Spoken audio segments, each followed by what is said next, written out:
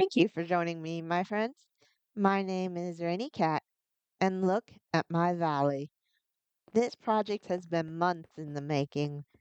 When I came across it, the valley was empty, but I immediately began to imagine what to fill it with.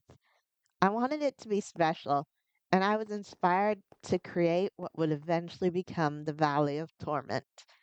It's a dark name for such a beautiful valley, and I didn't build it alone. I asked for the help of my fellow builder and tormentor, Emmy J50, who knew all about making players suffer. You see, Emmy had created a scavenger hunt that was maddeningly hard for me to complete, and after winning it, I decided I wanted to make a minigame that was even bigger, cleverer, and would make people struggle even more. The Valley of Torment is a giant minigame. Half of it was created by me, the other half by Emmy, and we enlisted the help of a skilled builder, Lonely Platypus, who made that amazing floating island above. What kind of minigame is this, you may ask? Well, take a look. The Valley of Torment is covered in buttons. You press buttons. Yep, that's all it is. One of these thousands of buttons contains a fabulous prize, and the rest don't. But the offer of riches just by pressing a button appealed to a lot of people on the server. That, or they just enjoying pressing buttons that did nothing. I waited for a nice day and invited the entire server here. It started quickly and ended hilariously. Let me show you. As soon as the game began, players swarmed to press every button. They thought I might have put it in an obvious place, and the hunt would end in seconds. But I hadn't made it that easy. The button was in a much cleverer place. And here, behind the painting, the player found the hidden room. There were two lecterns to read, and all types of buttons lined up. But, spoiler alert, the lecterns were an empty 100 pages. The buttons meant nothing, and this was just an elaborate dead end meant to waste their time. And that wasn't the only one. There were dozens of false leads. They were there to give the players false hope, only to end with no prize.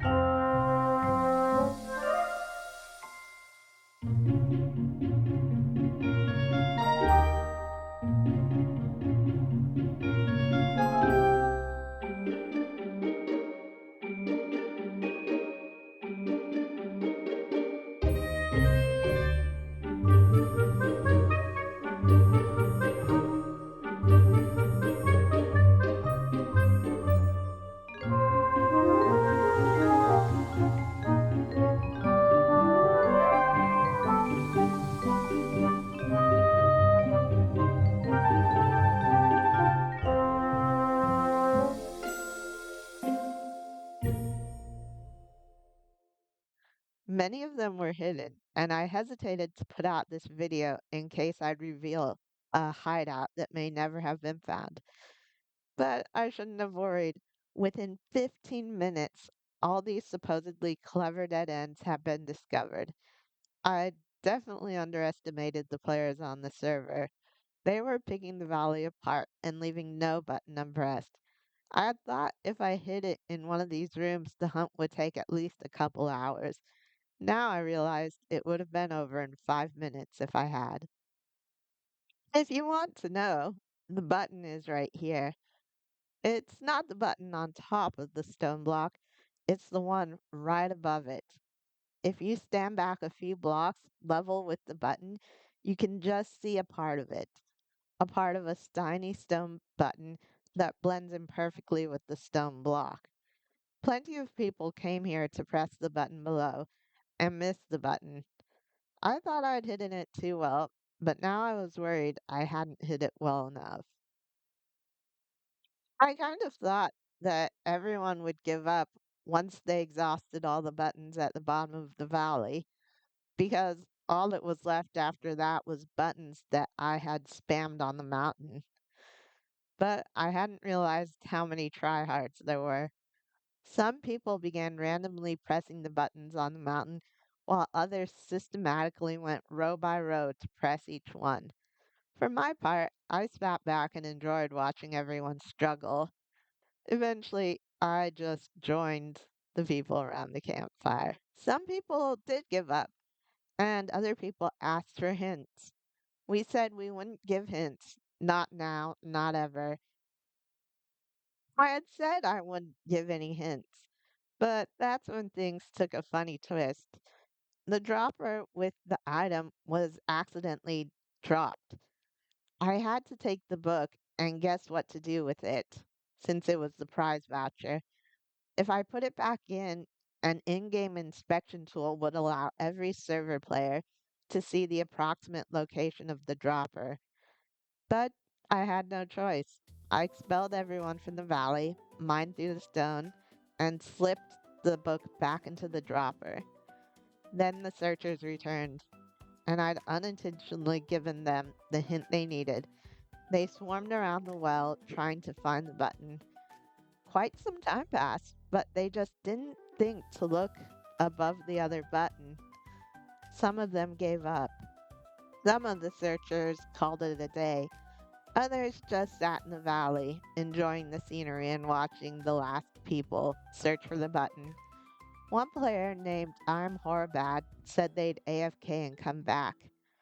He was one of the few searchers left in the valley, and one person commented that it was painful to see them sit on the lantern. They were sitting just a couple blocks away from the button, so I said, yeah, it was painful to see Horbad sitting on the lantern, and hilarious.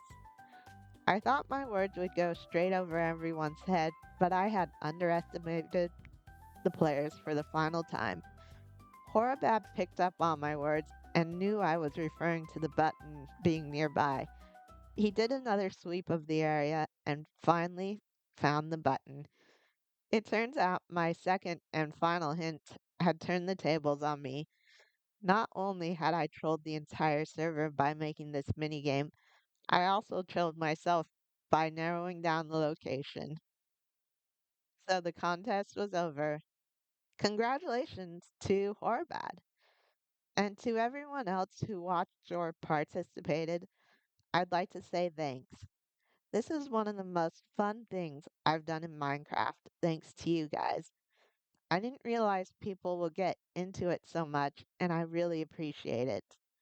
I hope you all had fun.